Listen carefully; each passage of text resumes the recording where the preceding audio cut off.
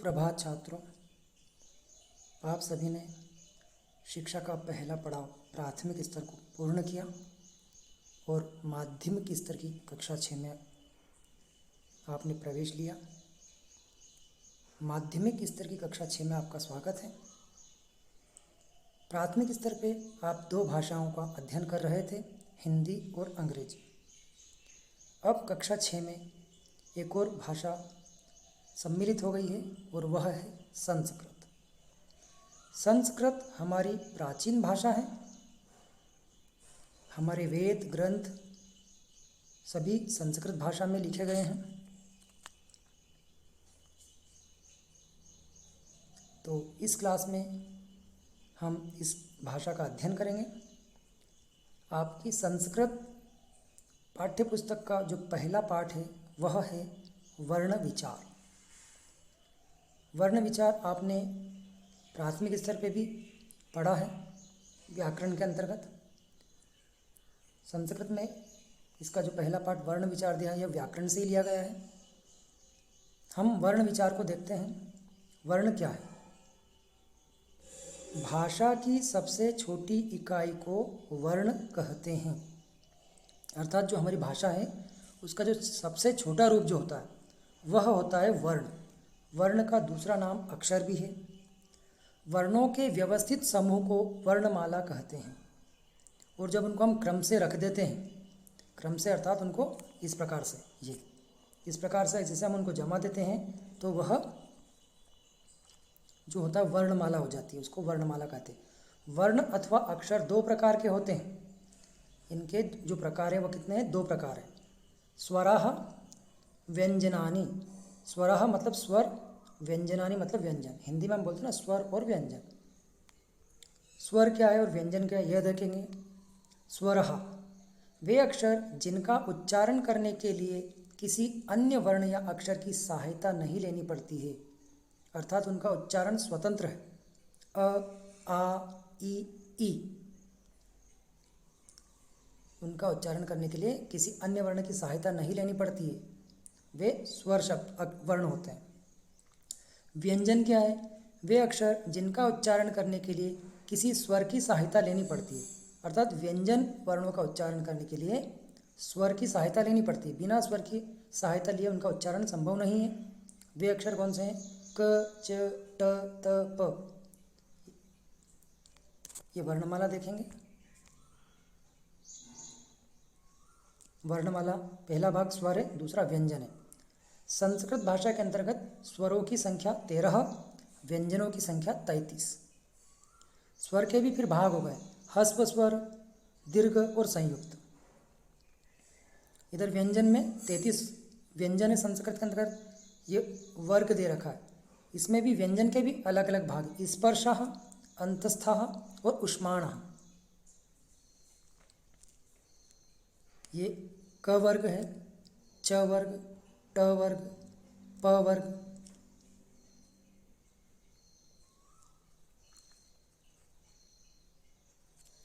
क वर्ग से प वर्ग तक के वर्णों को स्पर्श व्यंजन कहते हैं।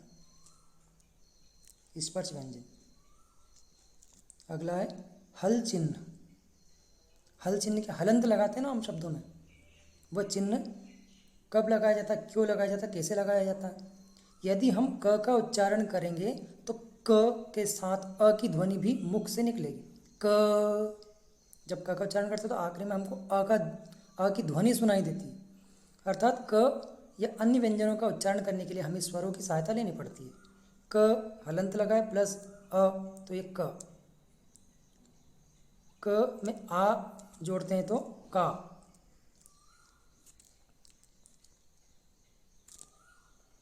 किसी भी व्यंजन में अ, आ अर्थात स्वर जुड़ने से उसके नीचे लगे हल चिन्ह, हलंत का लोप हो जाता है। मतलब जब उसमें स्वर जोड़ देंगे तो वहाँ से हलंत हट जाएगा, उसका लोप हो जाएगा। स्वर अथवा व्यंजन के अतिरिक्त संस्कृत भाषा में दो और ध्वनियाँ भी हैं। स्वर व्यंजन के अतिरिक्त दो ध्वनियाँ और होती है जिन्हें अयोगवाह कहते हैं। अनुस्वार नासिका से निकलने वाली ध्वनि है। विसर्ग का उच्चारण ह की भांति होता है। अनुस्वार क्या होता है? वो एक अम की मात्रा जो ऊपर लगाते हैं। संस्कारम, संस्कृतम, संज्ञा।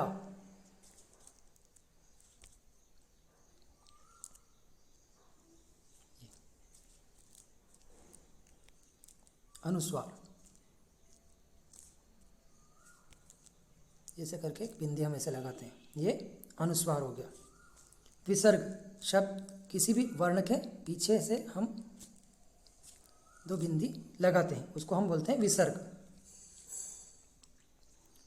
विसर्ग अब हिंदी में हम बोलते हैं बालक, लेकिन जब संस्कृत में इसका उच्चारण करते हैं तो बालकः, छात्रः, पिकः, उसका उच्चारण ह हो जाता है।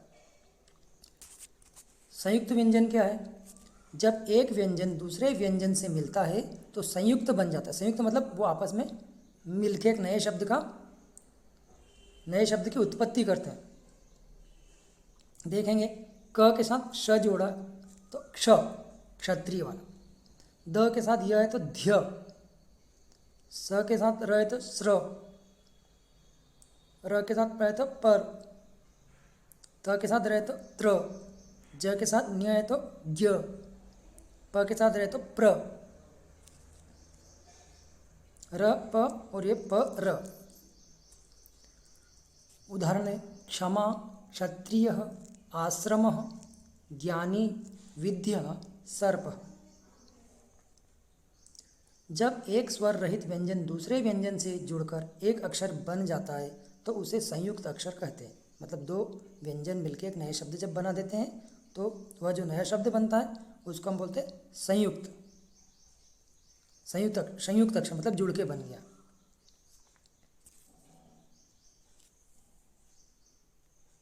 स्वर तथा व्यंजन के मेल से शब्द बनते हैं। स्वर और व्यंजन के मेल से शब्द बनते हैं। ब में आ को जोड़ा गया तो बा,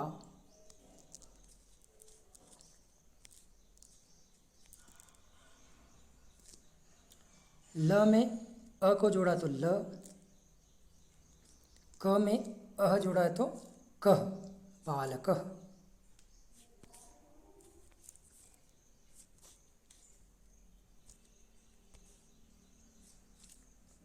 वर्ण संयोग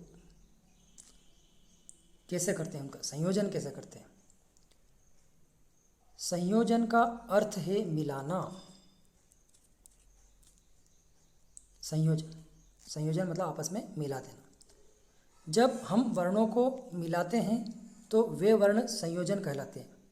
वर्ण संयोजन मतलब आपस में उनको मिला के लिखना, अर्थात विभिन्न वर्णों को क्रम से जोड़कर शब्द बनाने की प्रक्रिया को वर्ण संयोजन कहते हैं। आपने छोटी कक्षाओं में भी सीखा है।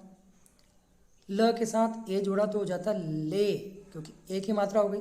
ख में अ जोड़ा तो ख, न में ई की मात्रा जोड़े तो नी, लेखनी। ये लेखनी शब्द को अगर हम वर्ण विच्छेद करते हैं तो इस प्रकार से वर्ण विच्छेद हो जाता है, और वर्ण विच्छेद को अगर संयोजन करते हैं तो इस प्रकार से शब्द बन जाता है। आगे हम देखेंगे।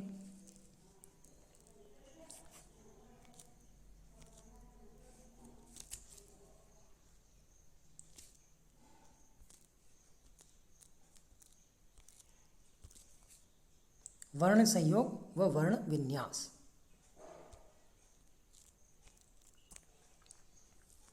आप ध्यान से देखेंगे, एक शब्द है गायकः। कुछ अन्य वर्णों का संयोजन देखें। ग, धन आ, गा।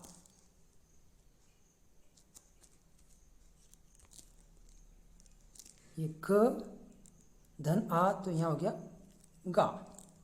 य धन अ, य। क धन अ, कह। ये पूरा संयोजन हो गया तो गायकः। उसी प्रकार न धन आ, ना, स धन त, दोनों छोटा हो गया है, सी लिखा तो स धन त धन ई, ये पूरा एक साथ आएगा। ये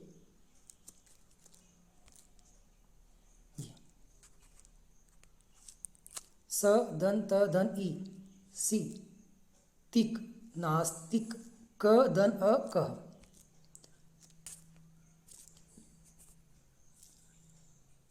न धन आ, ना, स धन त धन ई, स्ति क धन अ क, नास्तिक। स आधा है, त में ई की मात्रा, उच्चारण ती करते। और कह, क धन अह, कह। म धन उ, मु। श धन अ, श। क धन अह, कह, मूषकः। उसी प्रकार ये और भी उदाहरण दे दिए हैं। वर्ण विन्यास को देखते हैं।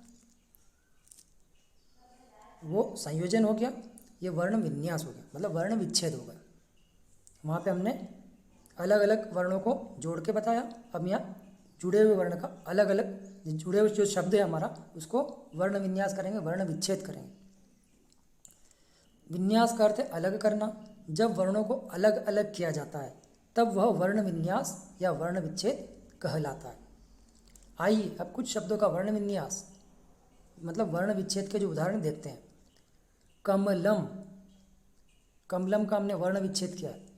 क म ल, क म ल म।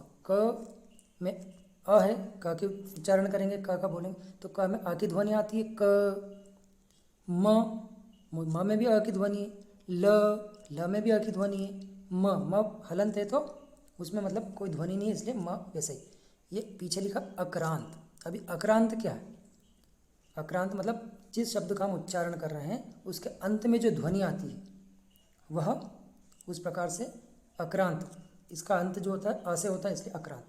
बालकः भी देखिए, ब धन आ, ल धन आ, क धन अह, बालकः। लता, ल धन अ, त धन आ, लता। इस प्रकार ये और भी उदाहरण दिए हैं। ये छात्रः, रवि ही, लेखनी। लेखनी हो गया। लेखनी के अंत में क्या है? ई की मात्रा है।